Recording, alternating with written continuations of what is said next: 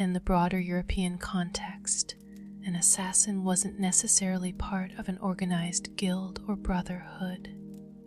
Rather, assassination was simply a method of killing, specifically the planned, targeted elimination of an important person, usually for political, religious, or financial gain. In medieval Europe, such killings might be carried out by mercenaries, disgruntled servants, political rivals, or occasionally specialized killers for hire.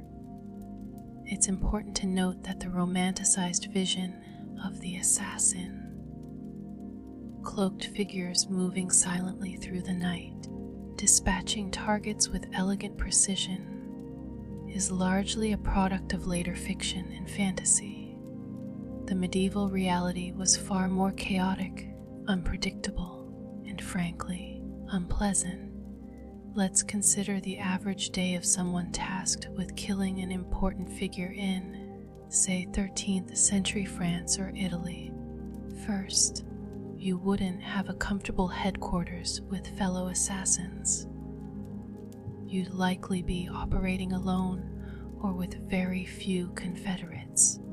You wouldn't have specialized training facilities or a support network, and you certainly wouldn't have the technological advantages that modern fiction attributes to assassins.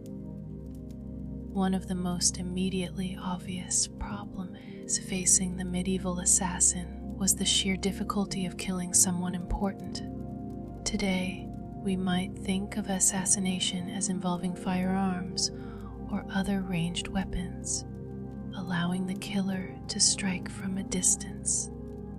But in medieval Europe, your options were significantly more limited. The most common weapons available would be daggers, swords, axes, and possibly bows.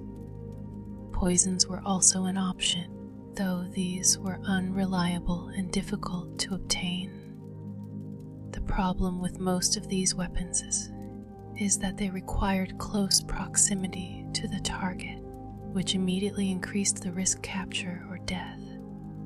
Important figures in medieval society rarely traveled alone. A king, noble, or high-ranking church official would typically be accompanied by guards, servants, and other members of their household. These entourages served multiple purposes, including protection. Even when sleeping, important figures would often have chamber servants or guards nearby. Consider the logistics of approaching a medieval castle or fortified manor with the intent to kill its occupant. These structures were explicitly designed to keep unwanted visitors out. Multiple layers of security existed: outer walls, gatehouses, inner bailies, keeps, and finally private chambers. Each transition between these spaces would be guarded and monitored, even if you somehow managed to infiltrate such a location, perhaps by disguising yourself as a servant or tradesperson. You would still need to navigate the interior without arousing suspicion. Locate your target in an era before photographs or reliable descriptions. Carry out the killing and then somehow escape alive. Speaking of identification, this presented another significant challenge. In an age before photography, identifying your target might rely on vague descriptions, perhaps a crude drawing, or the target's expected location and attire. Mistaking your target's identity could lead to killing the wrong person, which would not only constitute a failed mission, but might also incite additional pursuit or punishment. Now, let's discuss the practical aspects of travel for our hypothetical medieval assassin. Roads were poor, often muddy or impassable during inclement weather. Bandits were common. Travelers might be stopped at town gates, bridges, or other checkpoints and questioned about their business. Strangers in small communities were immediately noticed and viewed with suspicion. Travel also exposed you to the elements. Medieval Europe experienced what historians call the Little Ice Age during much of the period, with particularly cold winters. Imagine trudging through snow and ice for days or weeks, carrying your meager possessions and weapons, all while trying to maintain a low profile and conserve your strength for the task ahead. Food and lodging presented additional complications. Inns existed in larger towns, but they were often crowded, dirty, and offered little privacy.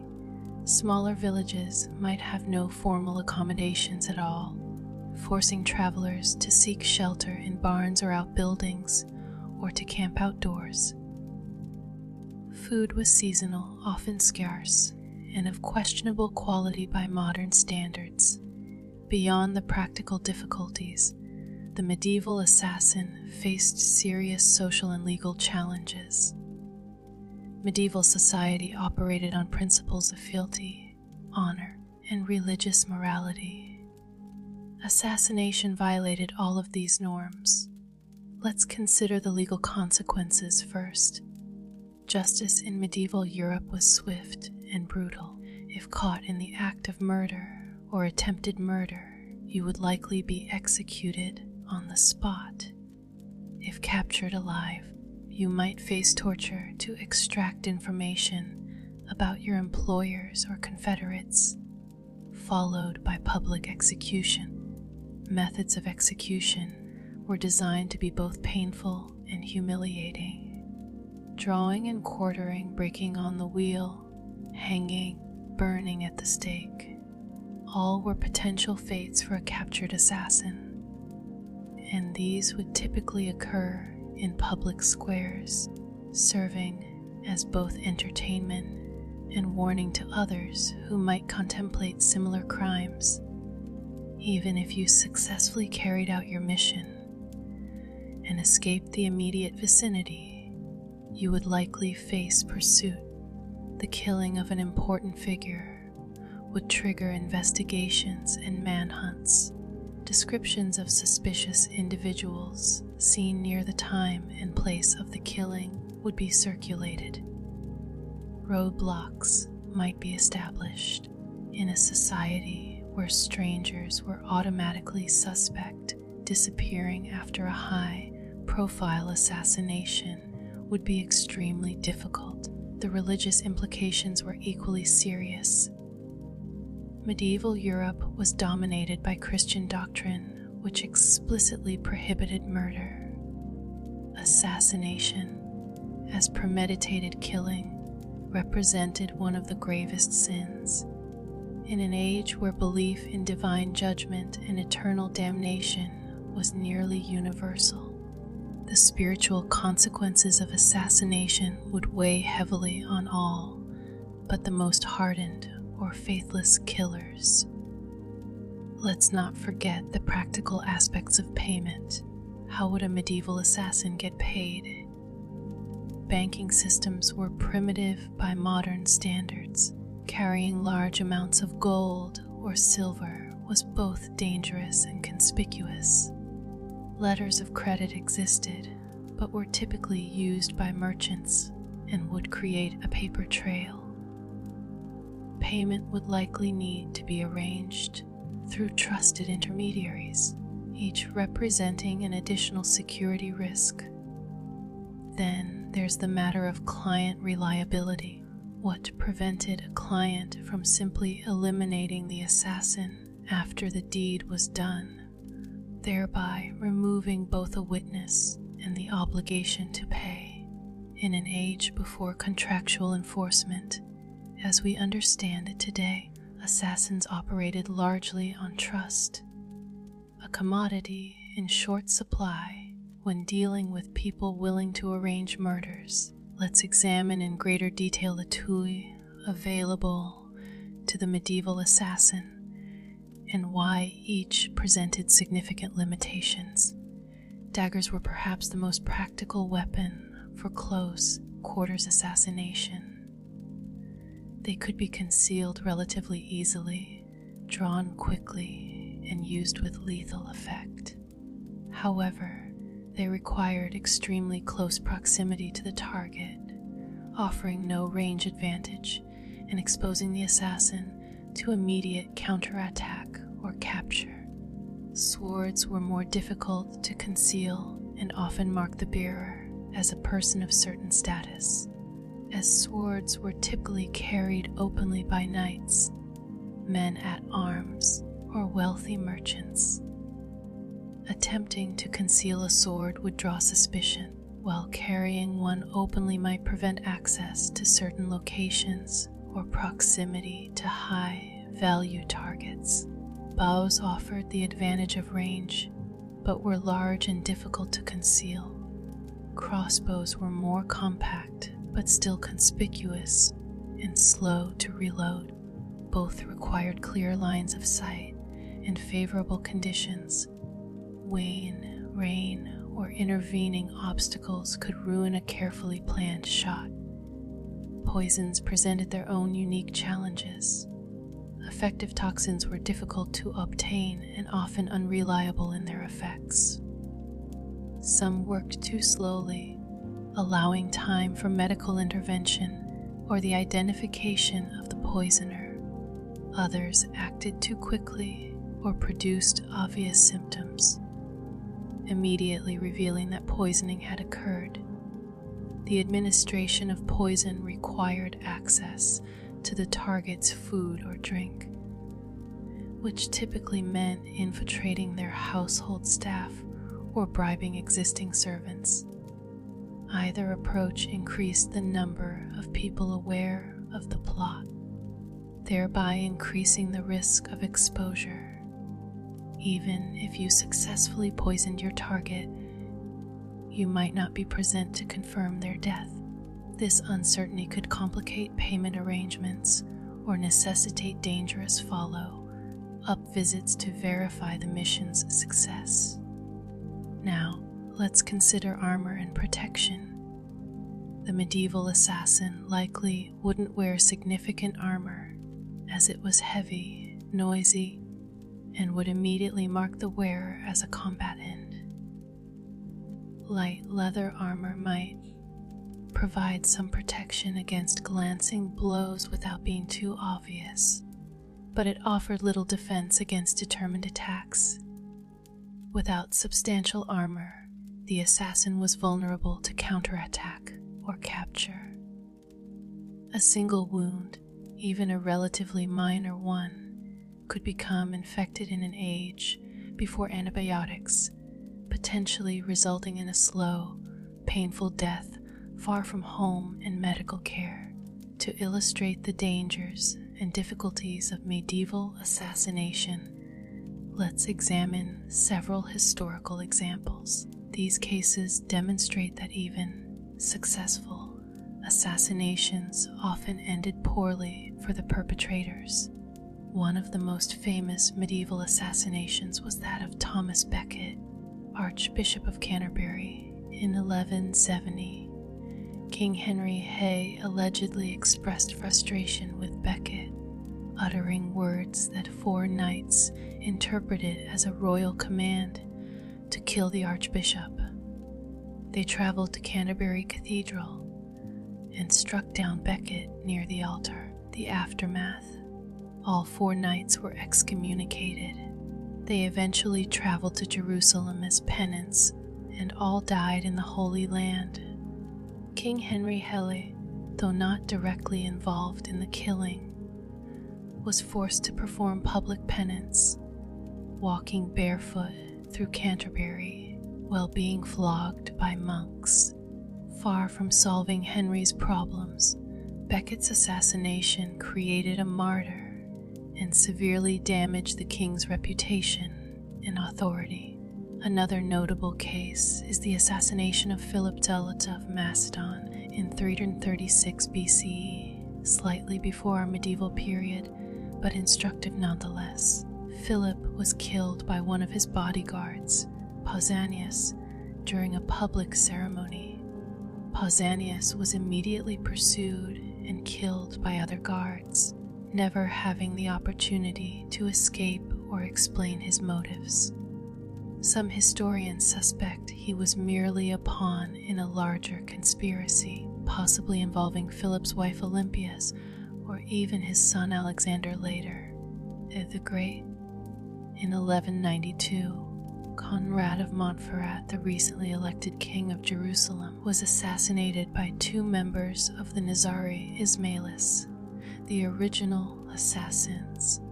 They had disguised themselves as monks to gain proximity to Conrad. After stabbing the king, both assassins were captured. One was killed immediately, the other was tortured before execution. Their sacrifice yielded political advantages for their sect, but at the cost of their lives. These examples highlight a common theme. Medieval assassins rarely survived their missions, even when successful. In eliminating their targets, the immediate response to high-profile killings was typically swift and merciless. Beyond the practical difficulties and physical dangers, let's consider the psychological burden of being a medieval assassin. Modern psychological research on combat veterans and others who have killed suggests that taking human life often results in significant trauma, regardless of the circumstances or justification. In medieval Europe, this psychological burden would be compounded by the religious and social context.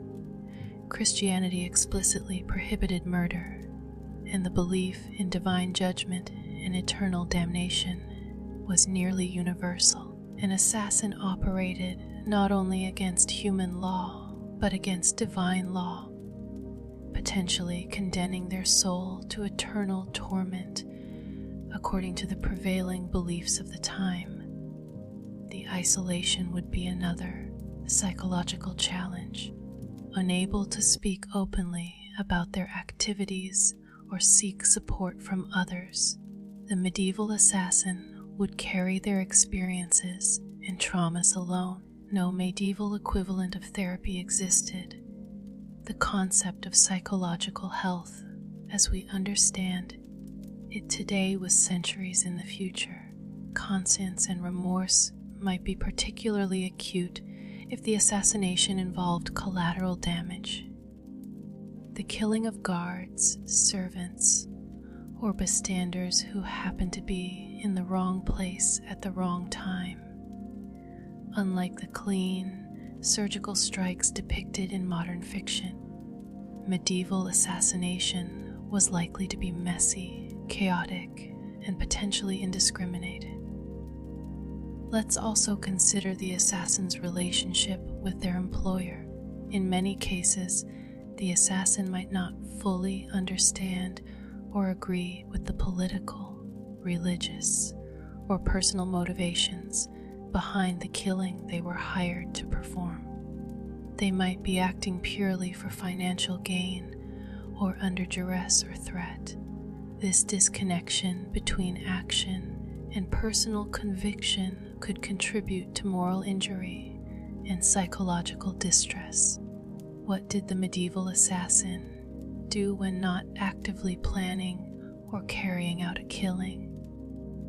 This question highlights another significant disadvantage of the profession: the difficulty of maintaining a cover identity. Unlike modern professional killers, who might maintain elaborate false identities, complete with documentation and digital footprints, the medieval assassin would need to establish a plausible presence in society. This might mean practicing an actual trade or craft, maintaining a farm, or otherwise participating in the economic life of their community. This necessity created a dual burden. The assassin needed to be genuinely competent at their cover occupation, while also developing and maintaining the skills required for their clandestine work. Both demanded time, energy, and focus. The medieval economy was largely based on agriculture and basic crafts. Most people worked from dawn to dusk simply to survive. Finding time to plan assassinations, travel to targets, and develop necessary skills while maintaining a convincing cover would be extraordinarily difficult. Social connections presented another challenge. Medieval communities were close, knit with strong social bonds and mutual dependencies. Neighbors knew each other's business, watched each other's children, and gathered regularly for religious services and community events. Maintaining privacy and secrecy in such an environment would require constant vigilance and careful management of relationships. Frequent or prolonged absences would raise suspicions. Where does the blacksmith keep going for weeks at a time? Why does the miller's assistant disappear whenever there's news of a noble's death in a neighboring province? In small communities where every member played a vital economic role, such absences would not go unnoticed or unquestioned. Even in larger towns or cities, guild systems and parish organizations created networks of accountability and observation. Master craftsmen watched their apprentices. Parish priests noted who attended Mass and who didn't. Guild masters enforced standards and practices among their members.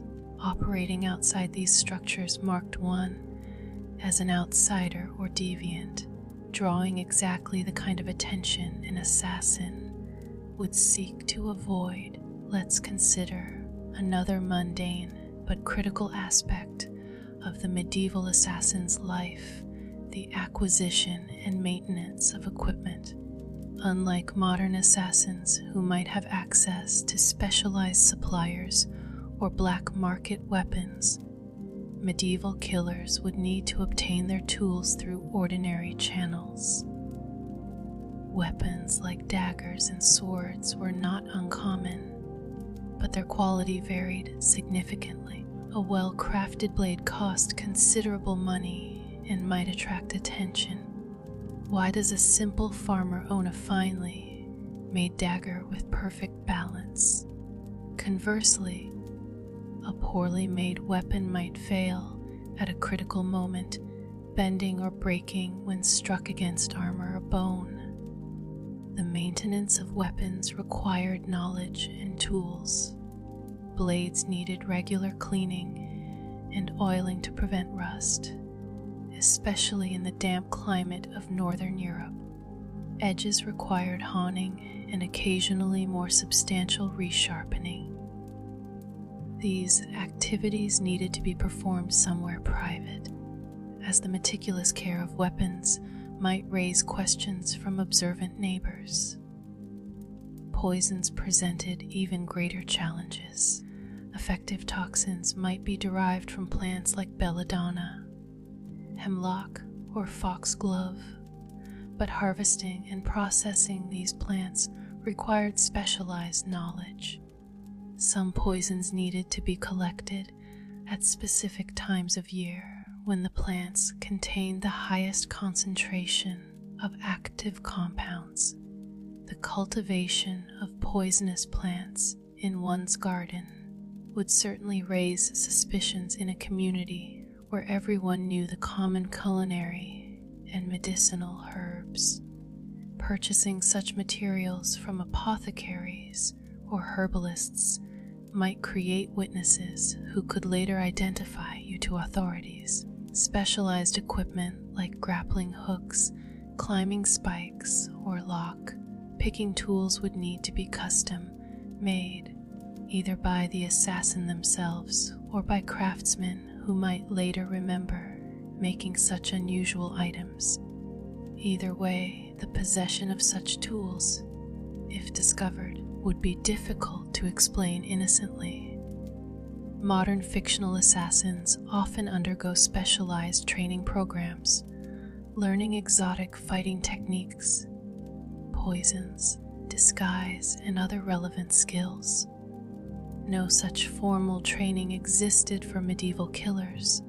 How, then, would a medieval assassin develop the necessary skills? Some might have military backgrounds, having served as soldiers or mercenaries. This would provide combat experience and weapons training, but might not cover the more specialized aspects of assassination like stealth, disguise, or poison use. Others might come from criminal backgrounds, having learned stealth and subterfuge through burglary or other illicit activities. But this experience would likely be haphazard and incomplete, lacking the systematic approach of formal training. In either case, the most important skills would likely be developed through trial and error. A dangerous approach when errors could result in capture or death.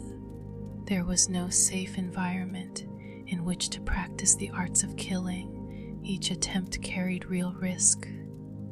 The development of specialized skills also required time, which, as we've discussed, was in short supply for someone who needed to maintain a cover identity and participate in the medieval economy. When would our hypothetical blacksmith assassin find time to practice lock, picking or knife, throwing between forging horseshoes and agricultural implements? Physical fitness would be another consideration. The medieval diet was often inadequate by modern standards, heavy on grains and seasonal vegetables, with meat being a luxury for many. Combined with the physical demands of everyday medieval life and the potential for chronic health issues in an age before modern medicine, maintaining the peak physical condition necessary for demanding assassination missions would be challenging for assassins who worked on behalf of others. Rather than pursuing personal vendettas, communication presented significant challenges. How would you receive mission details, negotiate payment, or confirm successful completion? Literacy was limited in medieval Europe, with rates varying by region and period, but generally low by modern standards. Written communication, while more secure in some ways than verbal messages, required both parties to be literate or to employ trusted scribes, introducing additional security risks. Messengers could be intercepted, questioned, or tortured. Coded messages might attract suspicion if discovered. Face-to-face meetings created witnesses and potentially traceable connections between conspirators. For assassins operating as part of broader political conspiracies, coordination with co-conspirators multiplied these risks. Each additional person aware of the plot represented a potential point of failure, whether through deliberate betrayal, careless talk, or extraction of information under torture. The medieval period had no secure communication channels, no encrypted digital messages, no dead drops or brush passes as developed by modern espionage. Every exchange of information carried significant risk of exposure. Let's assume our medieval assassin has succeeded against all odds. They've killed their target and escaped the immediate scene without being captured. What now? First, they would need to flee the area as quickly and inconspicuously as possible. As we've discussed, travel in medieval Europe was slow, uncomfortable, and exposed travelers to numerous risks from weather, bandits, and checkpoints. Depending on the prominence of their target, news of the assassination might spread faster than the assassin could travel, especially along major roads or rivers. This could lead to increased scrutiny of travelers, impromptu checkpoints, or organized searches. If the assassin had been seen or otherwise left evidence of their identity, they might need to alter their appearance. But the options for doing so were limited. Cutting or dyeing hair, growing or shaving a beard, and changing clothes might help, but dramatic transformations were difficult to achieve with medieval resources. Returning to their previous life might be impossible, depending on the high-profile nature of the assassination and how cleanly they had escaped. This could mean abandoning home, possessions, family, and community, essentially sacrificing everything familiar for the sake of survival. Collecting payment would present its own challenges. Arranging a meeting with the client or their representative after a high-profile killing would be dangerous for both parties. The client might decide that eliminating the assassin was safer than paying them, removing both a witness and a financial obligation. Even if payment was received as promised, the assassin now faced the challenge of transporting and using their newfound wealth without attracting attention. Sudden prosperity would raise questions in medieval communities where economic status tended to change slowly, if at all. As we near the conclusion of our somnolent exploration, let's directly address some common misconceptions about medieval assassins, contrasting the romanticized fiction with the dreary reality. Misconception: medieval assassins operated as part of organized guilds or brotherhoods with established rules, training programs, and support networks. Reality, with the notable exception of the Nizari Ismailis, is the original assassins. Most medieval killers for hire were likely independent operators or small, informal groups. No evidence exists for widespread organized assassination guilds in medieval Europe. Misconception: assassins had specialized, exotic weapons and tools designed specifically for their trade. Reality: most would use commonly available weapons like daggers, swords, or poisons derived from local plants. Specialized tools would be difficult to obtain without attracting attention. Misconception: assassins were elite killers, trained from childhood in specialized fighting techniques. Reality: most would have developed relevant skills through military service, criminal activities, or painful trial and error.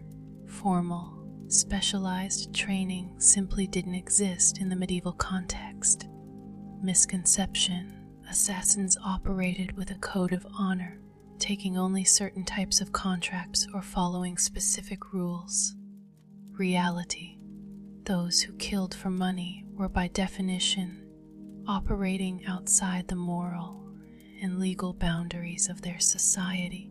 While individual assassins might have personal standards or limits, no universal code existed. Misconception: successful assassins retired wealthy after a career of high-profile killings. Reality: most were likely caught and executed, killed during their missions, or lived in constant fear of discovery or betrayal. The few who did survive might have difficulty spending their ill-gotten gains without attracting unwanted attention. Misconception: assassins had access to fast-acting, reliable poisons that killed quickly and without obvious symptoms. Reality: medieval poisons were crude by modern standards, often producing obvious and painful symptoms, working too slowly to ensure success, or too quickly to allow the poisoner to escape suspicion. Misconception: assassins were respected or feared as elite operatives. Reality: they would be viewed as criminals and murderers, despised rather than respected, and pursued relentlessly if their identities became known.